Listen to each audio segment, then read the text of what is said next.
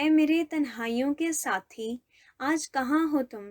جیسے روز آ جاتے ہو خاموشی کے ساتھ میرے پاس تم۔ آج گہری خاموشی اور تنہائی کے باوجود بھی تمہارا وجود یہاں پر موجود کیوں نہیں ہے؟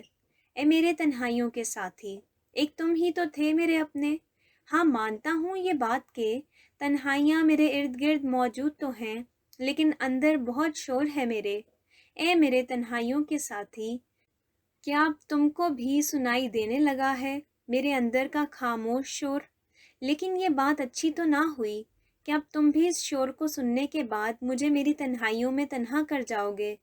اے میرے تنہائیوں کے ساتھی، میں اپنی ذات کی تنہائیوں میں تنہا نہیں رہ سکوں گا۔ دیکھو نا، میرے اندر کا شور معدوم ہونے لگا ہے۔ کیا تم اب آ گئے ہو میرے پاس؟ نہیں، تم نہیں آئے، تم جا چکے ہو، دور، بہت دور، کہ تمہارا وجود بھی تلاش کرنا اب ناممکن ہے میرے لیے۔